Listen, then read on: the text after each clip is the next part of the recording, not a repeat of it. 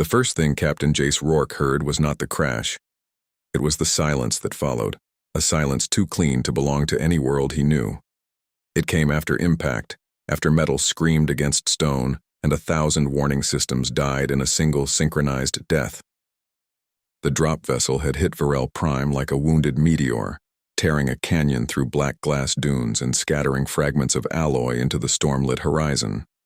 Jace remembered the force more than the sound, the violent, bone-deep pressure that tried to fold him into himself as emergency restraints failed one by one. Then came weightlessness, then fire, then nothing. And after that, the silence. Not the silence of emptiness, not the familiar hush of vacuum or the dull quiet of abandoned stations.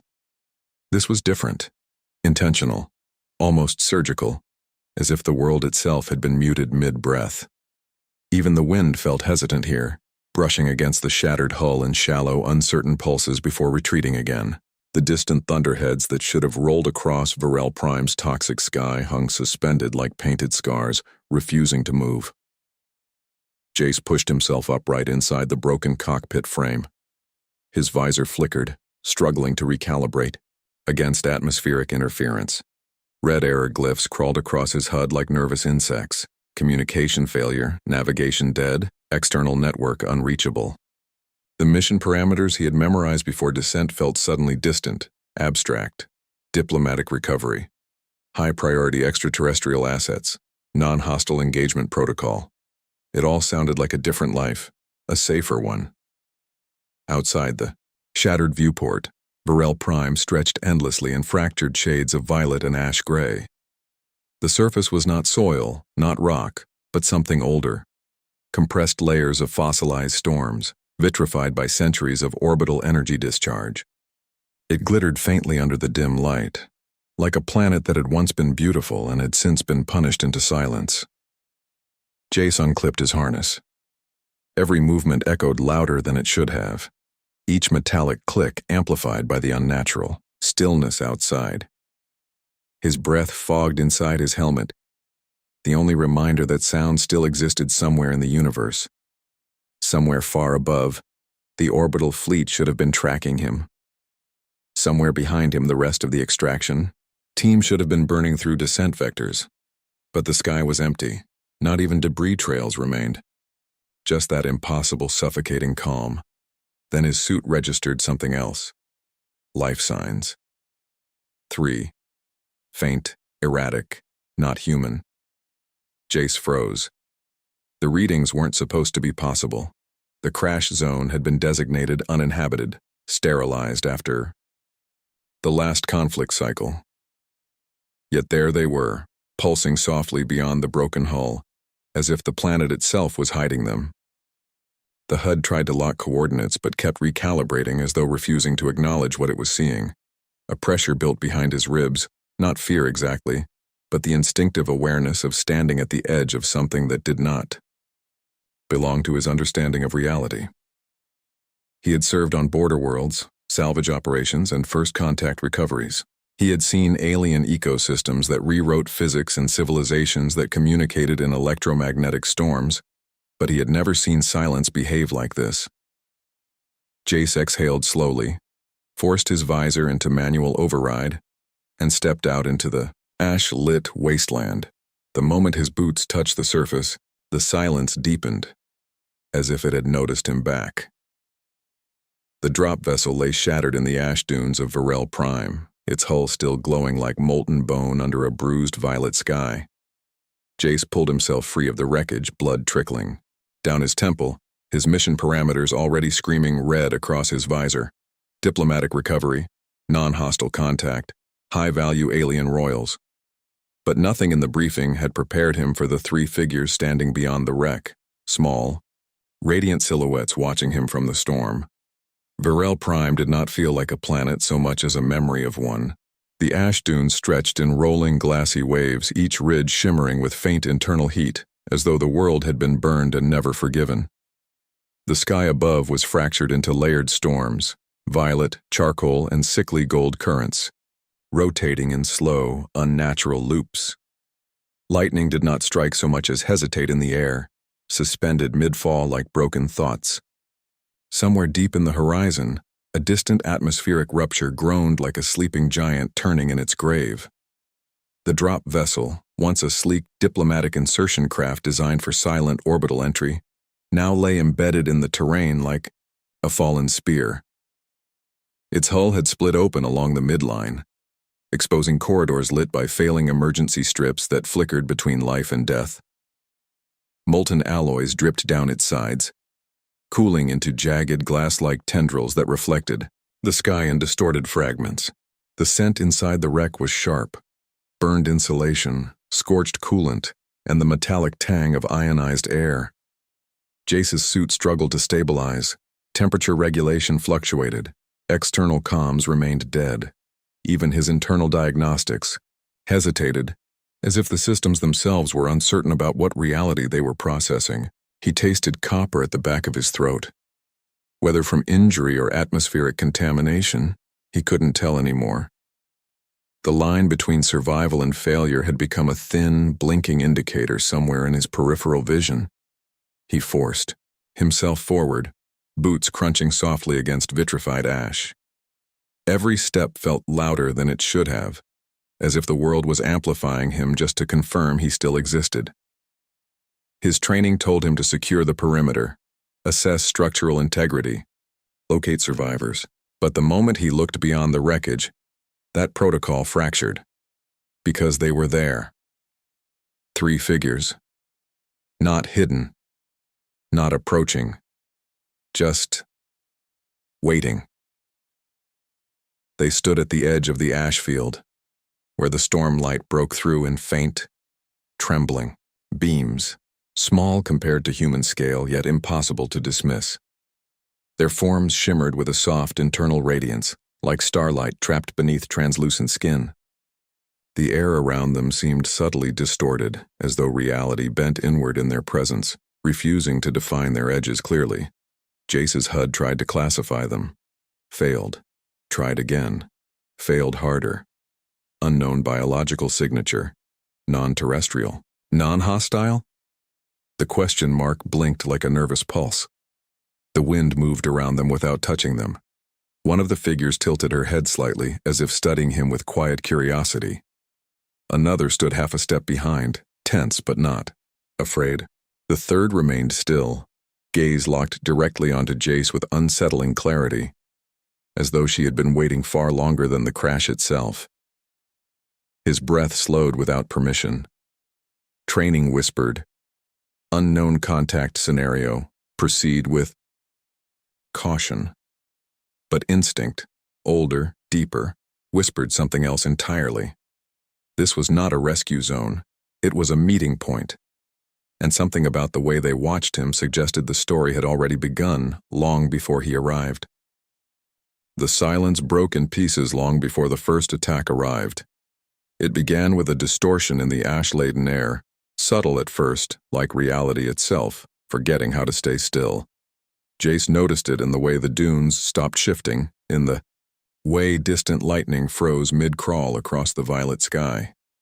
Even the 3 alien figures reacted, their posture tightening as if some invisible pressure had entered the world. The stillness from the crash site was no longer calm. It was anticipation. Then the horizon flickered. Black shapes emerged where nothing had been moments before, descending not like ships, but like decisions being enforced. Angular, mechanical, too precise to be natural. They cut through the storm, layers in synchronized silence, their hulls absorbing light instead of reflecting it, making them look like holes torn into the sky rather than objects moving through it. Jace's HUD screamed alive. Multiple contacts. Unregistered. Hostile probability. Escalating. He didn't wait for confirmation. "Down!" he barked. But the word felt useless here, swallowed by the oppressive quiet of the planet. Sound still existed, but it no longer behaved like sound was supposed to. Even his voice felt distant, as if the air itself was reluctant to carry human intent. The first impact came without warning. A beam of compressed energy struck the ash dunes 50 meters out, not exploding so much as erasing. The ground didn't burn. It vanished, leaving behind a smooth, glassed crater that reflected the sky in warped, trembling fragments. Heat arrived late, rolling outward in a wave that bent the air and turned falling ash into glowing vapor. The alien girls reacted instantly, not with panic, but recognition. That detail chilled Jace more than the weapon's fire. One of them stepped forward instinctively, as if shielding the others with her presence alone. Another reached out, fingers trembling, not toward Jace, but toward the descending machines above. The third looked upward with something that might have been grief or understanding. "They found us," one of them whispered. Not in English, not in any language Jace's suit could translate, yet somehow he understood it anyway. More drones broke through the storm. This time there were dozens. They descended in formation, encircling the crash site like a tightening noose. Their weapons calibrated mid-air, each unit adjusting angles with terrifying coordination. This wasn't scouting. This was execution architecture, designed to erase a location, not engage it. Jace dropped behind a section of fractured hull plating, pulse rifle already in his hands. His mind ran calculations faster than his fear could rise. No comms, no reinforcements, no orbital support. He was alone on a dead world with 3 unidentified extraterrestrial targets and an incoming kill swarm that didn't care what they were, only that they stopped existing. The first volley hit. He rolled out just as the wreckage behind him disintegrated into molten fragments. Blue-white fire stitched across the ash dunes, carving luminous scars into the ground. Jace returned fire instinctively, his shots precise, controlled, training overriding chaos. One drone dipped, destabilized, and crashed into the dunes in Mao, a burst of fractured metal and light. But there were too many. Way too many. And then came the realization that changed everything. The drones weren't aiming at him. They were ignoring him entirely. Every targeting system, every sweep, every recalibration focused on the 3 alien figures standing in the open. Jace turned his head just in time to see one of the girls lift her gaze toward the sky, her expression no longer confused or afraid, but resigned, as if this wasn't an ambush. It was a continuation of something already in motion, something far older than his arrival, and far worse than his understanding of war. The moment the sky split open, it did not feel like an arrival. It felt like judgment being pronounced. A fracture of light tore through Virell Prime's storm-choked atmosphere, not dispersing clouds but severing them. The violet sky bent inward as if something vast beyond comprehension had pressed against reality from the other side. Then came the silhouette, impossible in scale, refined in geometry, descending with a controlled gravity that made the entire horizon seem smaller by comparison. Jace forgot to breathe. The drones hesitated for the first time. That alone was enough to confirm what he was seeing was not part of their command structure. The vessel that emerged was not a ship in any human sense. It was a construct of layered imperial architecture, rings within rings of suspended metallic structures, orbiting a central mass that pulsed with faint rhythmic light. It moved without visible propulsion, as though space itself had been negotiated rather than traversed. Every shift in its position rewrote the air around it, bending storm currents aside like obedient subjects. And then the voice arrived. Not through comms. Not through translation systems, but inside the mind. Containment breach acknowledged. The words were calm, measured, absolute. Jace's suit attempted to isolate the signal but failed instantly. It wasn't transmission. It was presence, as if the speaker had not sent words, but placed them directly into consciousness. The alien girls reacted immediately. For the first time since the crash, fear broke through their composure.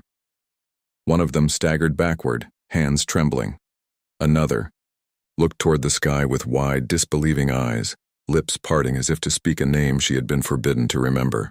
The third, who had watched everything with unsettling stillness, finally lowered her gaze. And in that gesture, Jace understood something was deeply wrong. This wasn't rescue. It was retrieval. The massive structure above continued its descent, revealing more detail as it broke through the upper storm layers. Enormous docking ribs extended outward like skeletal wings. Smaller escort craft orbited it in precise synchronization, each one marked with shifting sigils that Jace's systems refused to interpret correctly. The more his HUD tried to resolve them, the more it distorted, like reality itself was rejecting. Classification. Then came the second voice. This one was different, sharper, emotional but restrained like something held behind glass. Subjects located. A pause. Then colder. 3 royal lineages confirmed lost assets. The words hit the air like impact strikes. Jace turned slowly toward the girls. Assets. Not children. Not survivors. Not even fugitives. Assets. Something inside his chest tightened, an instinctive rejection he couldn't rationalize yet. Around him, the drone shifted formation, no longer attacking but awaiting instruction. The battlefield had changed ownership in real time. The sky vessel opened, not with doors, but with unfolding geometry, sections of its structure peeling, apart like mechanical petals revealing an inner core of blinding white radiance. From within, beams of structured light descended onto the ash dunes, scanning, mapping, rewriting the terrain in invisible data layers. And then Jace saw it. The insignia embedded across the descending structure, a crown-like fractal sealed inside. Orbital rings. An empire, not a fleet, not a rescue authority, an empire reclaiming what it believed belonged to it. The realization settled in slowly, like ice forming in veins. The 3 alien girls were not stranded. They were not survivors of a crash. They were fugitives from something that controlled star systems like territories and identities like property, and now it had found them. High. Above, the imperial voice returned one final time. No longer calm. Stand down, unauthorized human presence. A pause, deliberate, calculating. Then the sentence that changed everything. You are standing between inheritance and correction. The moment the Empress's ship loomed overhead, Virell Prime seemed to forget it was a planet at all. The sky did not simply darken, it surrendered. The violet storm bands peeled apart in slow, reverent arcs, as if something vast had pressed a hand against the heavens and commanded them to part. The Imperial vessel filled the upper atmosphere like a second horizon made of impossible geometry. Layered rings rotating around a central core of condensed light, each rotation bending gravity into visible distortions. Entire cloud systems curled, around it like obedient smoke. Jace tightened his grip on his pulse rifle, though he knew, instinctively, that it no longer mattered. The battlefield had changed ownership. Below, ash dunes trembled as residual energy from the drones faded into uneasy stillness. Even the mechanical swarm that had moments ago been preparing to execute a kill order now hung frozen in mid-formation, awaiting commands from a higher authority. The silence returned again, but this time it was not empty. It was watchful. Then, the voice came, not from speakers, not from comm channels, but from everywhere at once, pressing into bone, threading through thought, resonating in the deepest layers of perception. Enough. One word, and the entire atmosphere responded. The descending Imperial vessel stabilized its position directly above the crash site, casting a shadow so vast it swallowed dunes, wreckage, and storm alike. Within its understructure, titanic apertures opened like mechanical eyelids, revealing corridors of pale radiance. Energy cascaded downward in controlled strands, scanning the ground with surgical precision. The ash itself seemed to pause under the scrutiny, as though afraid to move without permission. Jace's suit systems flickered violently. Unauthorized. Cognitive signal detected. Neural interference increasing. He forced himself to breathe, fighting the pressure building behind his eyes. This was not communication. It was dominance expressed as perception. Whatever the Empress was, she didn't speak to beings. She overlaid herself onto reality until disagreement became physically impossible. The three alien princesses reacted instantly. For the first time, their composure shattered completely. One of them dropped to her knees, hands pressed against her temples as if trying to block the presence entering her mind. Another stepped backward, shaking, whispering words that dissolved before meaning could form. The third did not move, but her expression changed in a way that hit harder than fear, recognition, and something like betrayal. "Return protocol initiated," the Empress's presence declared. The words carried weight beyond language. Jace felt it in the way his muscles tensed involuntarily, in the way his suit attempted to recalibrate around an authority it could not classify. Even the drones began to reorient themselves, their targeting systems shifting away from destruction and toward containment patterns. That was when Jace understood the truth. The drones were never hunters. They were retrieval tools. And the girls were never meant to escape. Above them, the Imperial structure opened further, revealing a descending corridor of light that extended like a bridge between orbit and ground. Within it, silhouettes began to form, tall figures clad in reflective regalia, moving with synchronized precision, not soldiers, not diplomats, custodians. One of the princesses looked at Jace then, really looked, and in her eyes he saw something that made his stomach drop. Not hope, not rescue, but a question she had never been allowed to ask until this exact moment.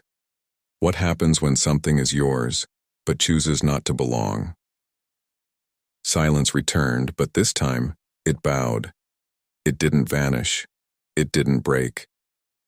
It yielded. Across the ash dunes of Virell Prime, the storm itself seemed to hesitate, as if awaiting permission to continue existing. The Imperial vessel hung above the battlefield like a suspended verdict, its vast rings still rotating with cold, indifferent precision. Light from its core washed over everything, wreckage, drones, ash, even the fractured horizon, flattening chaos into something orderly, something judged. Jace stood at the center of it all, rifle lowered now without him fully realizing when. His body decided to give up pretending it mattered. His pulse hammered in his ears, but even that felt distant, like it belonged to someone else watching through a cracked window.